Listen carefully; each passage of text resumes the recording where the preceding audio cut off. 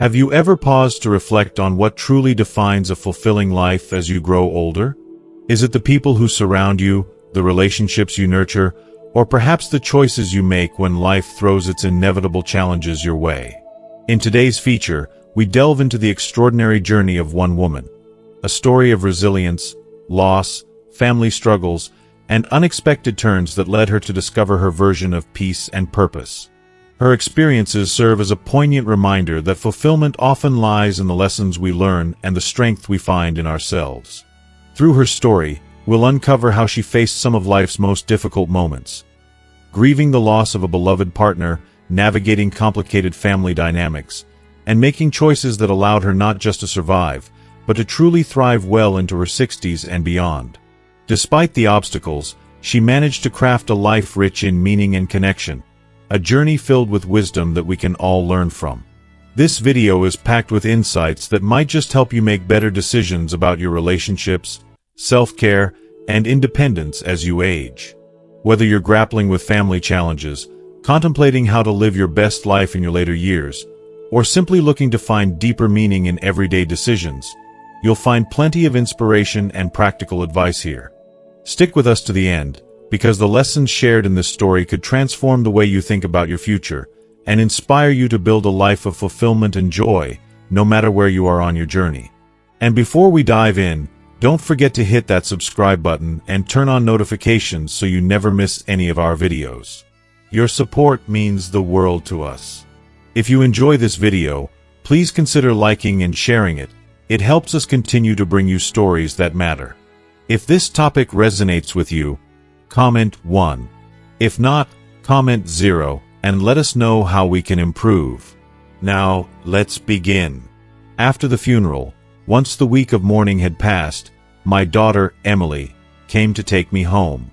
Just as we were getting ready to leave, something unexpected happened. David's son and daughter, Matthew and Sarah, approached me with a document in hand.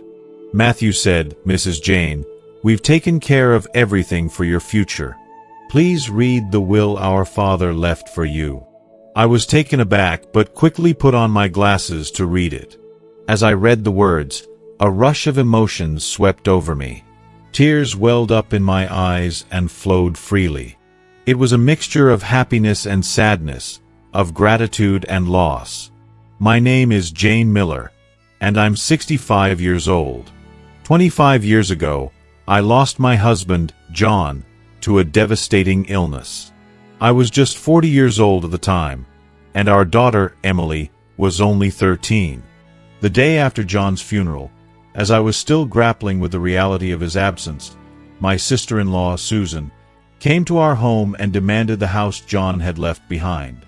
She claimed it belonged to her as the only child in the family.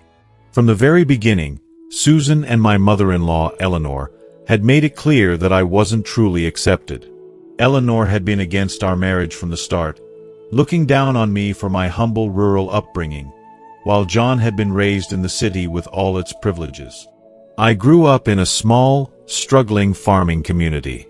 Despite our challenges, my parents worked hard to ensure we had food on the table.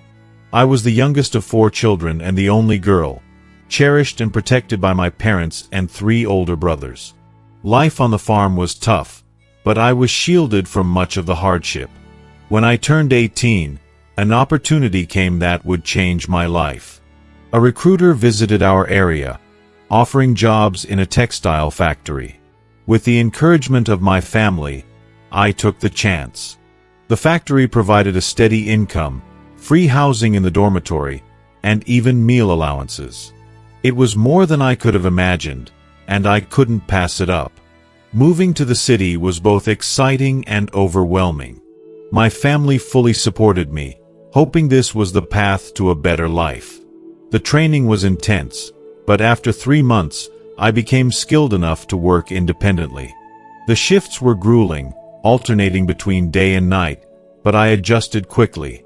My parents, always worried about my well-being, sent my brother to deliver home-cooked meals every week, a gesture that kept me connected to them despite the distance.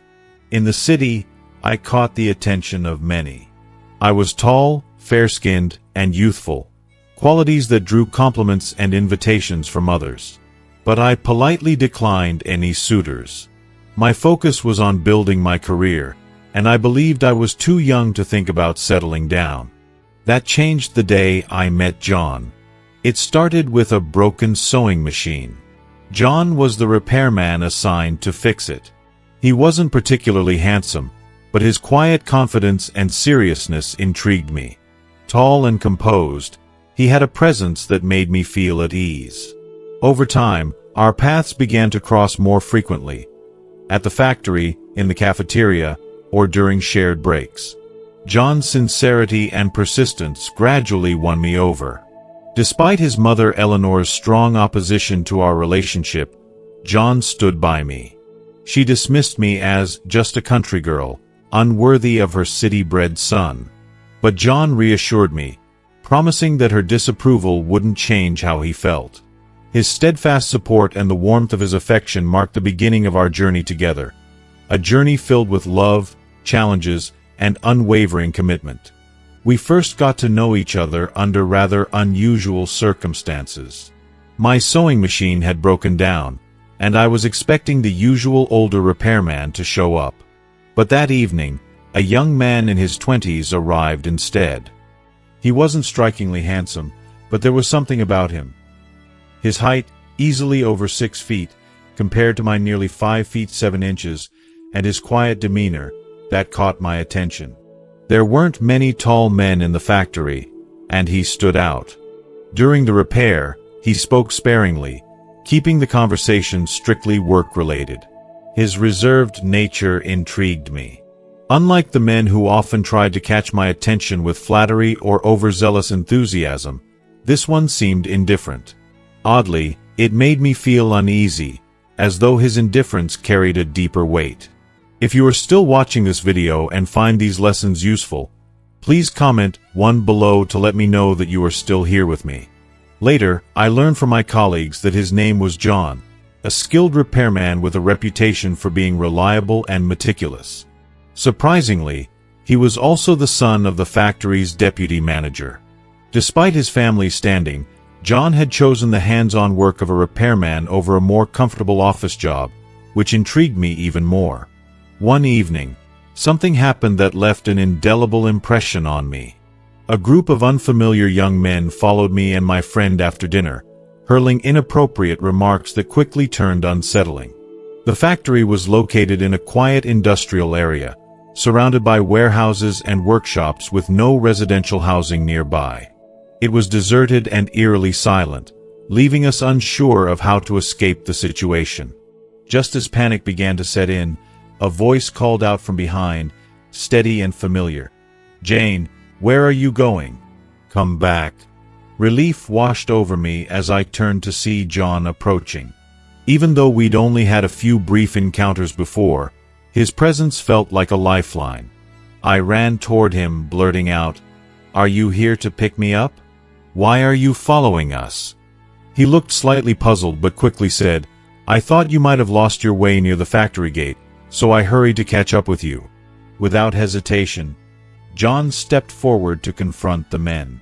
Towering over them, his commanding presence and calm determination made them quickly back down and leave without further incident. Once they were gone, I exhaled deeply, overwhelmed by a mix of gratitude and relief. "Thank you so much," I said, my voice still shaky. John smiled gently and replied, "It's nothing. We're colleagues. Just make sure you don't stay out too late. This area isn't safe." He then insisted on escorting us back to the dormitory, ensuring we were secure before heading back to his work at the factory. That night, something shifted. For the first time, I saw John not just as a quiet, skilled repairman, but as someone dependable and kind, someone who could be trusted even in the most vulnerable moments. From that night onward, John and I seemed to cross paths more and more often. We'd bump into each other in the workshop, share casual conversations in the cafeteria, or occasionally sit near each other in the factory's common TV room. It felt as though the universe kept orchestrating these chance meetings. One afternoon in the cafeteria, John surprised me by calling me over.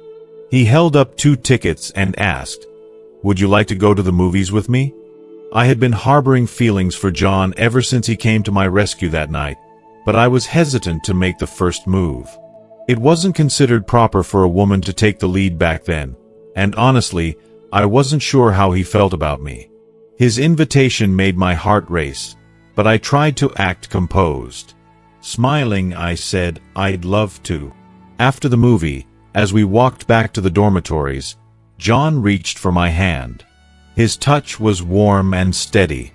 He stopped, looked at me, and asked, "Will you be my girlfriend?" I felt my face flush and my heart skip a beat. Shyly, I nodded. From that moment on, our relationship blossomed. John treated me with care and thoughtfulness. If I worked the morning shift, he'd show up with breakfast. If I worked the afternoon shift, he'd wait for me so we could have dinner together. And during the late-night shifts, he'd bring me a small meal to keep me going. He remembered that I loved watching movies, and he always made sure to invite me to the newest releases. Our love grew sweetly and naturally, but one day, something happened that tested us. While I was working, my supervisor approached me and told me someone was waiting for me at the factory gate. I went to see who it was, and standing there was a well-dressed woman in her 50s with a cold, piercing gaze. She looked me over from head to toe before speaking. "Are you seeing John?" she asked bluntly. "Yes, I am," I replied, holding my ground. "End it," she said without hesitation. "You're not the kind of woman my son should be with." I was taken aback but managed to keep my composure. I guessed this must be John's mother, the wife of the factory's deputy manager. Despite her intimidating presence, I calmly replied, "If he decides not to see me anymore, I'll respect his wishes. But until then, I'm not ending anything." Without waiting for her response, I turned and went back to work. Outwardly, I tried to remain calm, but inside, her words had shaken me deeply. Later that evening, as I finished my shift, I noticed John standing by the door, waiting for me. I avoided looking at him and kept walking, but he hurried after me, catching up and blocking my path. "Please, don't be upset," he said, his voice full of concern. "It wasn't my idea, it was my mother's. But I'm not going to let her decide who I can or can't be with. I won't break up with you." He went on to explain that his mother's disapproval stemmed from my rural background. She had always envisioned him with someone from a wealthier, more polished family. But John reassured me, saying, "Don't let this get to you. My grandparents are the ones who raised me, not her. They support me, and that's all we need." His words were a balm to my anxiety. True to his promise, John's grandparents welcomed me with open arms. They were kind, warm-hearted people who valued our relationship, and their approval meant everything. Though his mother remained dissatisfied, her objections eventually softened, and she had no choice but to accept our relationship. Although John's mother didn't like me, his maternal grandparents adored me and fully supported our relationship. John's father, a quiet and reserved man, didn't voice any objections either. Since his mother refused to acknowledge me, she chose not to participate in the wedding preparations. However, my parents and brothers stepped in, organizing a small but heartfelt wedding in my hometown. It was a joyful celebration filled with warmth, love, and the support of those who mattered most. After we got married, we initially had to live in separate dormitory rooms due to space limitations. It wasn't ideal, but we made it work. Eventually, with help from some relatives, we managed to secure a tiny shared room in a communal housing area. The room was only about 75 square feet, but to us, it felt like a home. By the third year of our marriage, after our daughter Emily was born, the factory built a new housing complex for workers. Both John and I had strong performance evaluations, so we were fortunate to be allocated a small apartment with a separate living room and bedroom. It was a huge improvement, and we felt hopeful about our future. Unfortunately, my relationship with John's mother did not improve, even after Emily was born. She showed no interest in her granddaughter, offering neither care nor support. It broke my heart, but I decided to send Emily to live with my parents in the countryside, where she would be surrounded by love and attention. Life wasn't easy.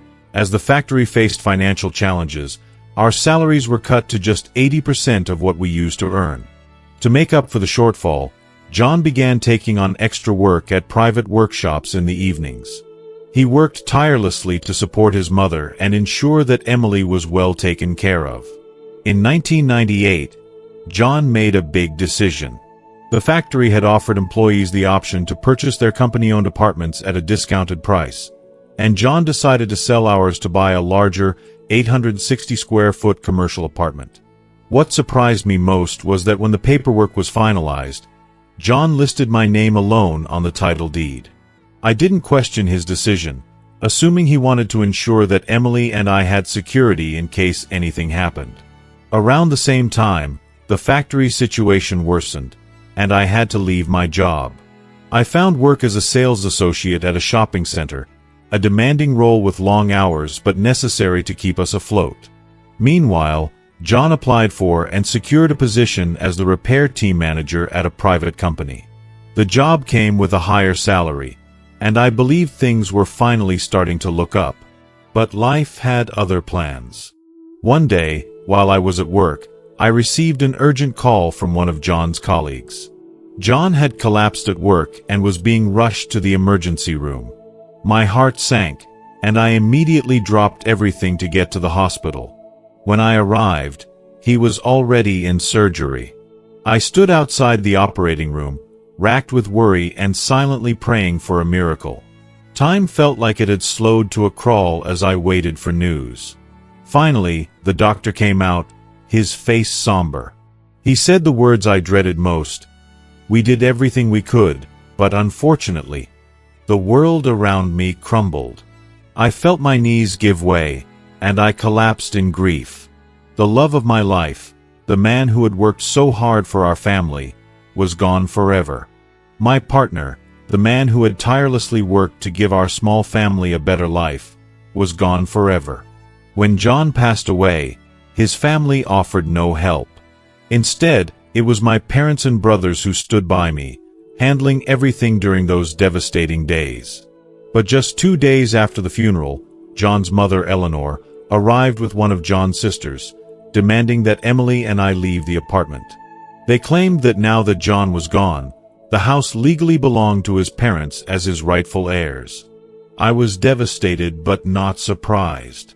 Eleanor had barely treated John well during his lifetime. She had dismissed him, ignored his efforts, and now, in his death, she sought to take what little he had worked so hard to provide for his family. John must have anticipated something like this. Calmly, I retrieved the title deed and handed it to Eleanor. "This house was purchased with money my parents loaned us when we needed it most," I said firmly. "When I asked you for help to borrow $20,000 for the down payment, you refused. My parents gave us the money instead." Eleanor's demands didn't stop, but when my parents and brothers learned of her actions, they stepped in without hesitation. My 3 brothers, along with some relatives from our hometown, confronted Eleanor directly. Their determination made it clear that neither I nor Emily would be left vulnerable. Eleanor eventually backed down, and she never returned to make another claim. If you are still watching this video and find these lessons useful, please comment 2 below to let me know that you are still here with me. After that, John's family cut ties with Emily and me entirely.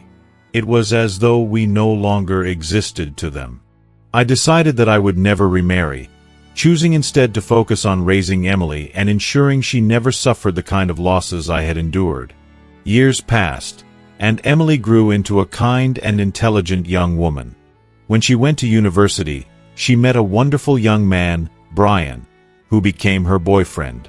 They dated for over a year before Brian proposed. His family was welcoming and kind, and I was overjoyed to give my blessing to their marriage.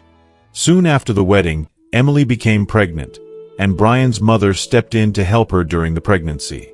Watching Emily start her own family filled me with pride, but it also deepened a growing loneliness within me. One day, a colleague offered me advice that stuck with me. "Emily is grown up now and has her own life. You're still young, Jane, only in your early 50s. Why not find someone to share your life with? Companionship makes everything better as you age."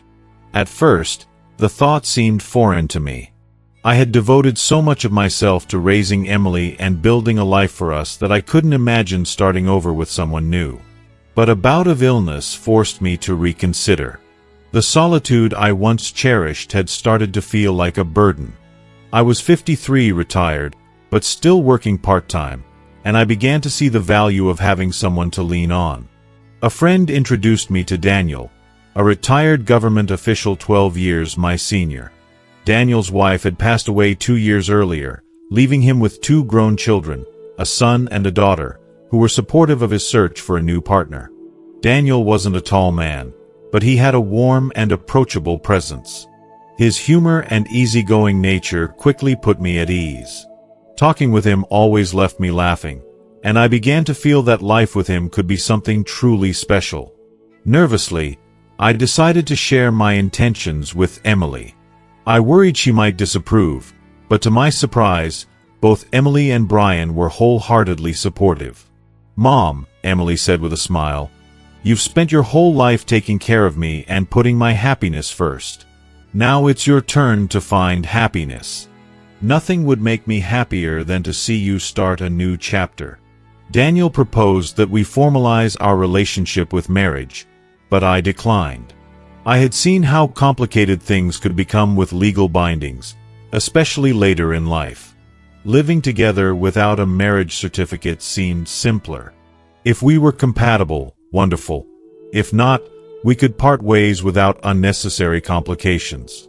With that understanding, Daniel and I began a new chapter together, not as husband and wife, but as 2 companions choosing to walk life's path side by side. Before moving in together, Emily, Brian, Daniel, and his 2 children, Adam and Sarah, arranged a small, intimate dinner to get to know one another. The evening was warm and friendly, and the connection between the 2 families was immediate. Shortly after, I moved into Daniel's house. We discussed everything in advance, ensuring clarity and fairness. I agreed to contribute 1/3 of the living expenses, while Daniel would cover 2/3. We also divided household chores, and we made a pact. If one of us fell ill, their children would step in to provide care. To simplify my life, I decided to rent out my old house, generating a small additional income. Living with Daniel quickly became a comfortable routine. I learned just how generous and thoughtful he truly was. Each month, I contributed $300 to our shared expenses, and Daniel contributed $600. He insisted on buying groceries and stocking up on nutritious food whenever his children came to visit. When Emily and Brian visited, they were considerate enough to cover their expenses, which Daniel deeply appreciated. Daniel's children, Adam and Sarah, treated me with warmth and respect.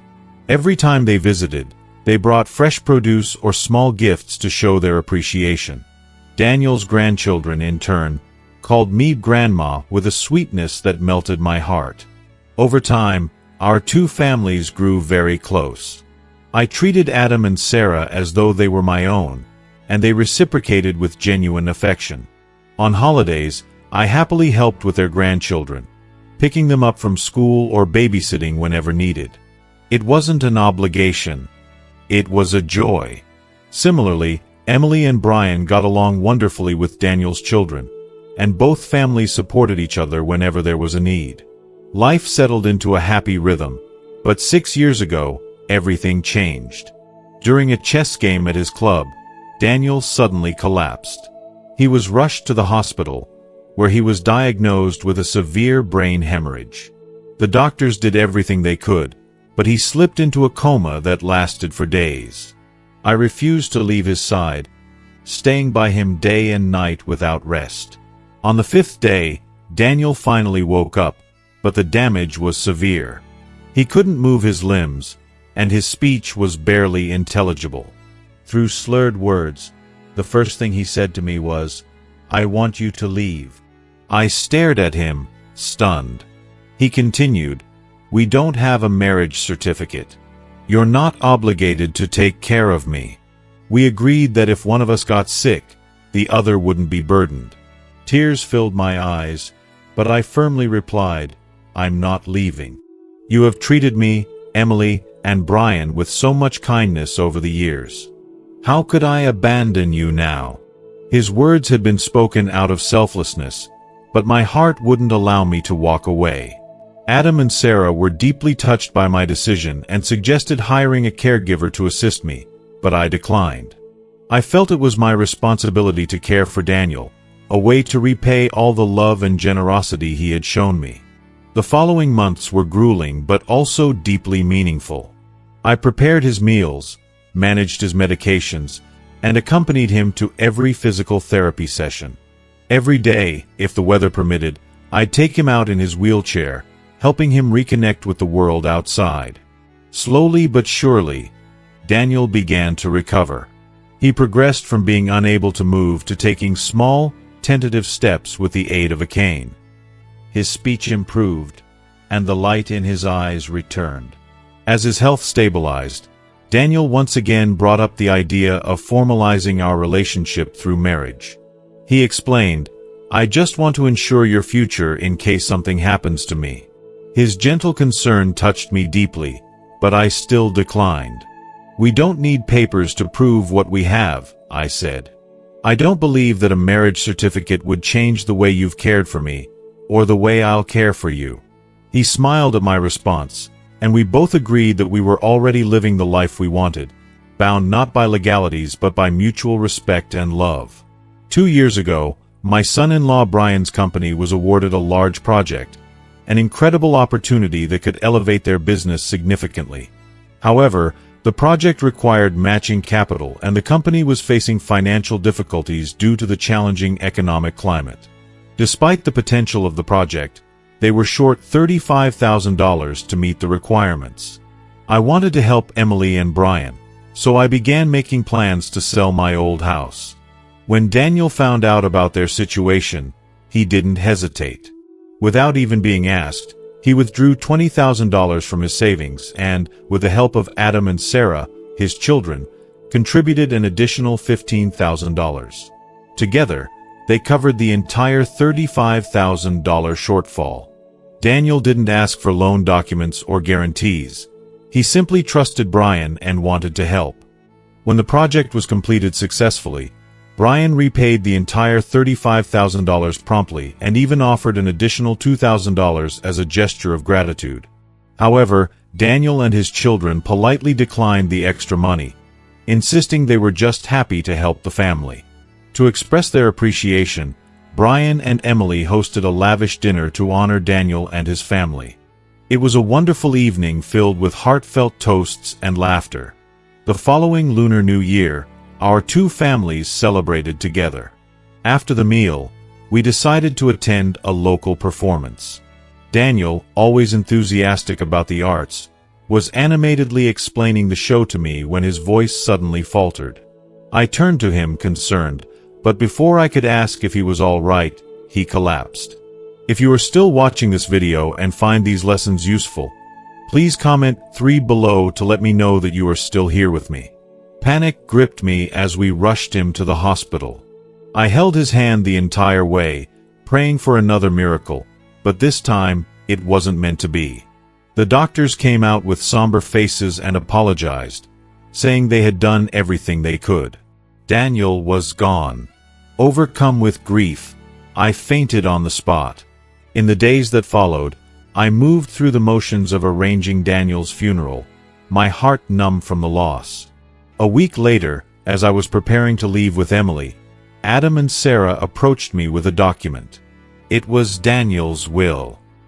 He had meticulously planned for everything, leaving me $12,000 in cash and the right to live in the home we had shared for as long as I wished. In the will, Daniel made it clear that the house would always be a place for me. I was deeply touched by his thoughtfulness but felt conflicted about accepting such a generous gift.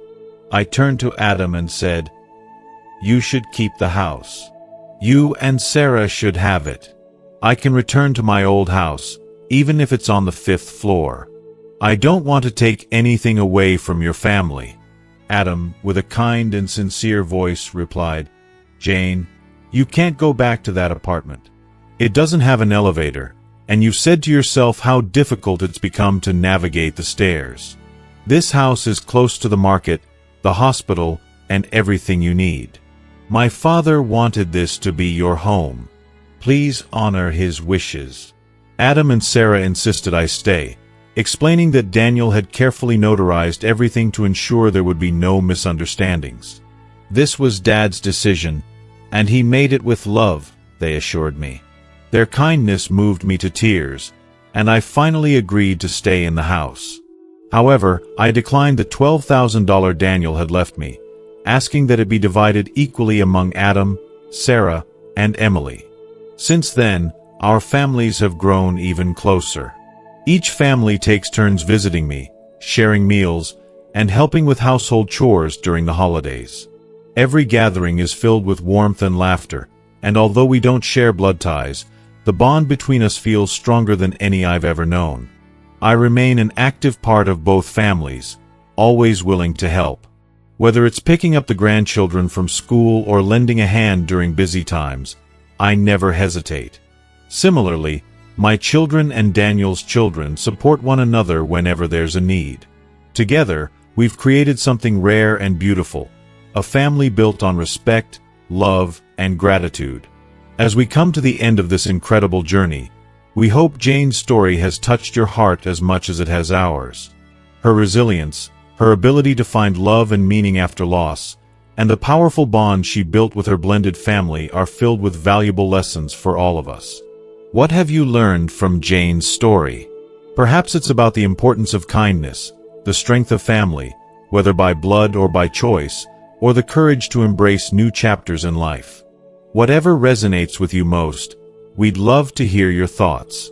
Please comment below with one thing you've learned from this story and how you plan to bring it into practice in your own life. If you enjoyed this video, please show your support by leaving a comment, liking this video, and sharing it with someone who might benefit from its message. And don't forget to subscribe to our YouTube channel and turn on the notification bell so you never miss our latest stories and lessons. Thank you for watching, and we'll see you in the next video.